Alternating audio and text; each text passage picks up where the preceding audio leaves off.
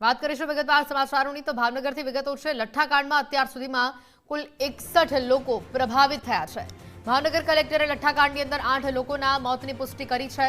ગંભીર દુર્ઘટનાની અંદર કુલ 10 લોકો સાજા થયા છે। ગઈકાલે હોસ્પિટલમાં વધુ 5 નવા દર્દીઓ દાખલ થયા। વિવિધ હોસ્પિટલમાં 25 લોકોની સારવાર ચાલી રહી છે।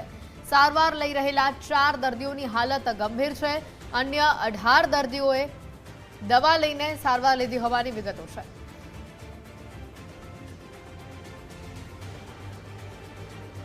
લઠ્ઠાકાંડને લઈને જે વિગતો આવી રહી છે, અત્યાર સુધીમાં જે પ્રભાવિત થયેલા લોકોનો આંકડો સામે આવ્યો છે તે 61 ઉપર પહોંચ્યો છે। આંકડો વધી રહ્યો છે। ગઈકાલે નવા કેટલાક દર્દીઓ સારવાર માટે હોસ્પિટલ પહોંચ્યા હતા, જેને લઈને આજે આંકડો સામે આવ્યો છે। લઠ્ઠાકાંડથી સમગ્ર ગુજરાત સણસણી ઉઠ્યું છે।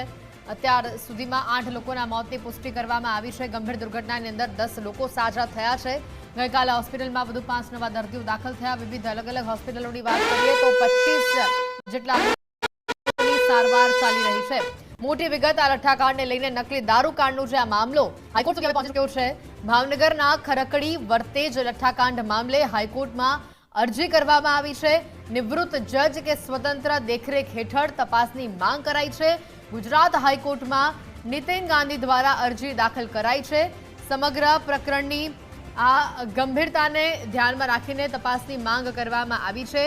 કેસમાં નિવૃત્ત ન્યાયાધીશની દેખરેખ હેઠળ તપાસ કરવામાં આવી છે। ઝેરી દારૂ પીવાથી 7 થી વધુ લોકોના મોત થયા છે। દારૂકાંડમાં મુખ્ય જે બુટલેગરો હતા તેમના વિરુદ્ધ કાયદેસરની કાર્યવાહી હાથ ધરવામાં આવી છે। 21 લોકો સામે ગુનો દાખલ થયો છે।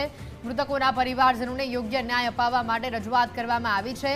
ઝેરી મિથેનોલ કેમિકલ મિશ્રિત દારૂના કારણે આ દુર્ઘટના સર્જાઈ હતી।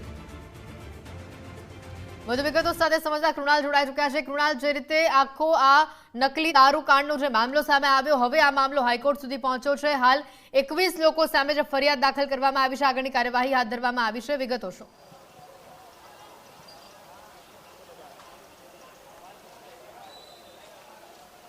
બિલકુલ હેતવી, જો વાત કરીએ તો જે પ્રમાણે આ લઠ્ઠાકાંડ છે, લઠ્ઠાકાંડને લઈને ચોક્કસથી 21 જેટલા જે બુટલેગરો છે તેની વિરુદ્ધમાં જે છે તે ગુનો નોંધવામાં, ત્યારબાદ ચોક્કસથી 11 જેટલા જે બુટલેગરો છે તેઓને આજે ગઈકાલે ભાવનગરની જે કોર્ટ છે તે કોર્ટમાં પણ રજૂ કરવામાં આવ્યા હતા। 10 દિવસના જે રિમાન્ડ છે તે પણ માંગવામાં આવ્યા છે ને કોર્ટે ગ્રાહ્ય રાખી રિમાન્ડ અને જે છે તે 10 દિવસના રિમાન્ડ આપ્યા છે।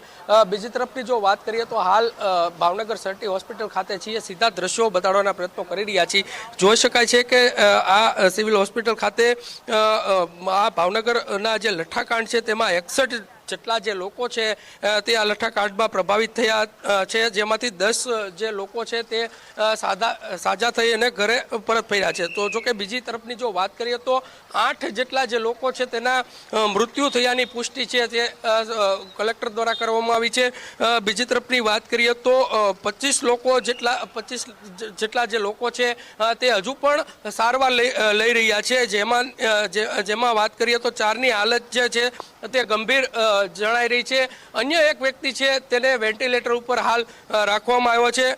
4 જેટલા જે લોકો છે તે અત્યારે કહી શકાય કે ગંભીર સ્થિતિમાં હોવાના કારણે હોસ્પિટલ તંત્ર છે તે પૂરતી જે કહી શકાય કે જે સારવાર છે તે અત્યારે હાલ આપવામાં આવી રહી છે। બીજી તરફની જો વાત કરીએ તો મુખ્ય જે આરોપી છે ગૌતમ અને રહીશની જો વાત કરીએ તો રહીશને આજે કોર્ટમાં રજૂ કરવામાં આવશે, કેમ કે ગઈકાલે રહીશને કોર્ટમાં રજૂ નહોતો કર્યો, પરંતુ આજે રહીશને કોર્ટમાં રજૂ કરવાની પૂરેપૂરી શક્યતાઓ જણાઈ રહી છે। બીજી તરફની વાત કરીએ તો પ્રદેશ કોંગ્રેસનું ડેલિગેશન છે તે પણ આજે 11 કલાકે ભાવનગર ખાતે પહોંચનાર છે।